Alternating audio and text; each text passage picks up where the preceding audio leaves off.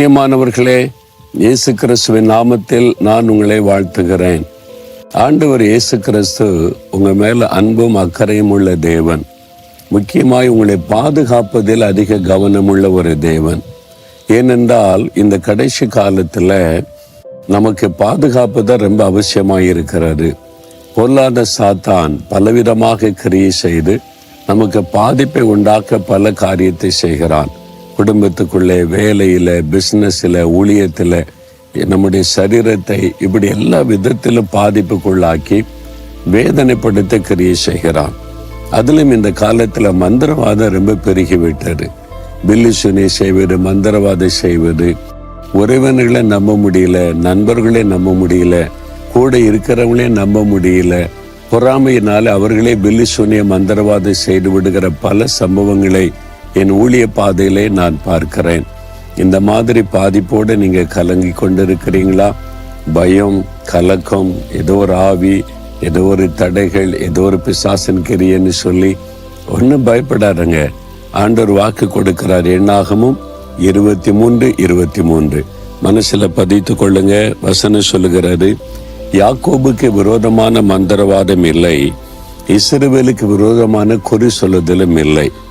மந்திரவாதம், குறி சொல்லுதல், சபிக்கிறது, இதெல்லாம் உங்களுக்கு விரோதமா எழும்பினாலும் பலிக்காது. அதனால பயப்படாதங்கன்னு ஆண்டு சொல்றார்.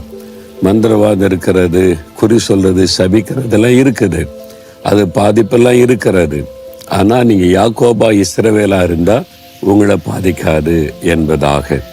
அப்ப யாரோ மந்திரவாதம் செஞ்சுட்டாங்க, பில்லு செஞ்சுட்டாங்க, யாரு செஞ்சாங்கன்னு ஆராய்ந்து பார்க்கறதை விட்டு எனக்கு விரோதமாய் மந்திரவாதம் பலிக்காது, நான் ஆண்டவருக்குள்ள இஸ்ரவேலா இருக்கிறேன், ரட்சிக்கப்பட்டிருக்கிறேன், அபிஷேகம் பெற்றிருக்கிறேன், கர்த்தரோடு இருக்கிறேன்னு கர்த்தருக்குள்ள உறுதியா இருந்தீங்கன்னா எந்த மந்திரவாதமும் உங்களை சேதப்படுத்தவே முடியாது. என் ஊழியத்தின் ஆரம்ப காலத்துல மந்திரவாதியா இருந்து ரட்சிக்கப்பட்ட ஒரு நபரின் அனுபவத்தை நான் கேட்டேன். அவர் சொன்ன ஒரு காரியம், ஒரு குடும்பத்திலிருந்து ஒரு சகோதரன் வந்து தன் சொந்த சகோதரனுக்கு ஒரு மந்திரவாதம் செய்ய கேட்டார்.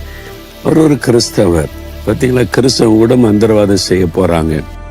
என்னால் தன் சகோதரனுக்கு பிள்ளைகள் இல்லை, பெரிய வசதி பணக்காரர், அவர் இறந்துட்டு அந்த சொத்தெல்லாம் தனக்கு வரும் என்று ஒரு தவறான எண்ணத்துல மந்திரவாதம் செய்ய மந்திரவாத இடத்துல போய் பேரம் பேசி அதுக்கு பணம் எல்லாம் கொடுத்துட்டார். இவர் உட்கார்ந்து மந்திரவாதம் செய்து அந்த ஆவியை அனுப்பினால் போன வேகத்துல இந்த ஆவி திரும்பி வந்து விட்டாரு. அந்த ஆவி அவரை தொட முடியல. இவர் கேட்டாராம், ஏன் நீ அவரை தொடல, ஏன் அவரை தாக்கல, ஏன் அவரை பாதிப்புக்குள்ளாக்கலன்னா, இல்லை அவரை தொட முடியல, நெருங்க முடியல, நெருப்பா இருக்கிறாரு. என்ன சொல்ற நீ அப்படின்னு கேட்ட அந்த ஆவிகிட்ட சொல்லுதான், அவர் ஒரு கிறிஸ்தவர்.